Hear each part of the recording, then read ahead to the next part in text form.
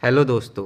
मान लीजिए आपके सामने तीन रास्ते हैं जो कि आपकी डेस्टिनेशन तक जाते हैं, जिसमें पहला रास्ता जो कि बहुत डेंजरस है और 90% चांस है कि उसमें आप खाई में गिरोगे ही गिरोगे। दूसरा रास्ता जो कि बहुत सेफ़ है लेकिन वो बहुत ज़्यादा टाइम कंज्यूमिंग है।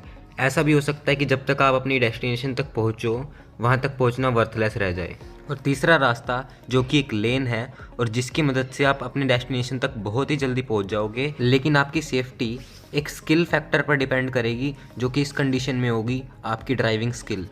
अब सवाल आप पर है कि आप इन तीनों ऑप्शंस में से कौन सा ऑप्शन चूज करोगे। मैक्सिमम लोगों की तरह आप भी ऑप्शन सी ही चूज करोगे क्योंकि ऑप्शन सी में आपको अपना मैक्सिमम बेनिफिट दिखेगा। लेकिन द मिलियनर फास्ट लेन, जिस बुक की आज मैं आपके लिए समरी लेके आया हूँ, उनके ऑथर एमजे डिमार्को के अकॉर्डिंग लोग अपने फाइनेंशियल जर्नी में ऑप्शन ए और बी को चूज करते हैं जो कि उनका लाइफ का वर्स्ट डिसीजन बन के रह जाता है। जो अभी मैंने आप लोगों को तीन रास्ते बताए थे, ऑथर ने उसको फाइनेंशियल रोड मैप कहा है, जिसमें से पहला रास्ता जो कि होता है साइड वॉकर।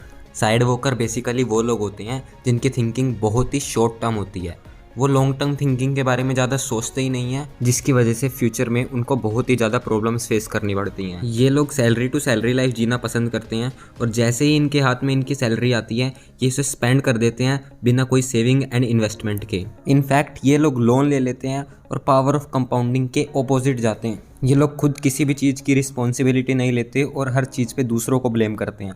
इन लोगों के हिसाब से अमीर बनना एक लक का गेम है और इन लोगों को ये भी लगता है कि पैसे से खुशियाँ नहीं खरीदी जा सकती। ऑथर ने इस चीज़ का रिप्लाई देते हुए ये कहा है, अगर किसी इंसान को उसकी ज़िंदगी में हैप्पीनेस चाहिए तो उसके लिए 3 F बहुत ही ज़रूरी होते हैं। पहला F जो कि होता है हमारी फैमिली, दूसरा F फिटनेस और तीसरा फ्रीडम।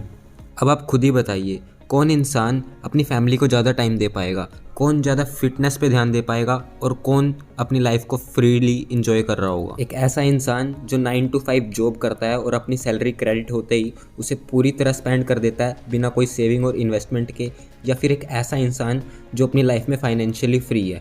आप खुद बताइए इन तीनों F को कौन अच्छे से बैलेंस कर पाएगा। बट एट दी एंड आपके पास ज़िंदगी तो एक ही है और उस ज़िंदगी में भी अगर आप अपनी हॉबीज़ और इंटरेस्ट पर स्पेंड नहीं करेंगे तो उसका भी क्या फ़ायदा।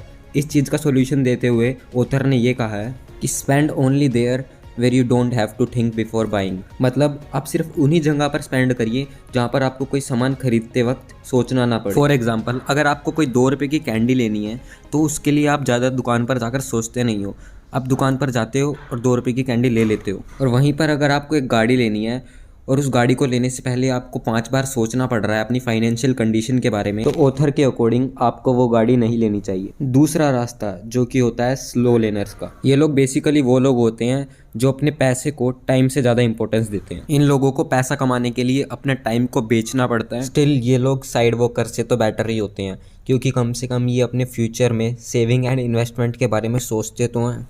स्टिल ऑथर के अकॉर्डिंग ये चॉइस बेस्ट चॉइस नहीं होती क्योंकि 60 साल की उम्र में मान लीजिए आप दुनिया के सबसे अमीर आदमी भी बन जाएं, तभी भी उस पैसे को एंजॉय करने के लिए आपके पास इतनी एनर्जी नहीं होगी। बट ये साइड वॉकर से अच्छा है क्योंकि it's better late than never. और तीसरा रास्ता जिसको ऑथर ने सबसे बेस्ट चॉइस बताया है, बट स्टिल मैक्सिमम लोग इस रास्ते को इग्नोर करते हैं, और ये रास्ता है फास्ट लेनर्स का। ये लोग अपने टाइम को पैसे से ज़्यादा वैल्यू देते हैं।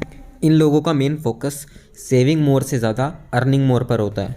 Slow learner and side walker basically study करते हैं अपने इंट्रेंसिक वैल्यू को ग्रो करने के लिए कि वो ज़्यादा पढ़ेंगे तो उनको सैलरी भी ज़्यादा मिलेगी।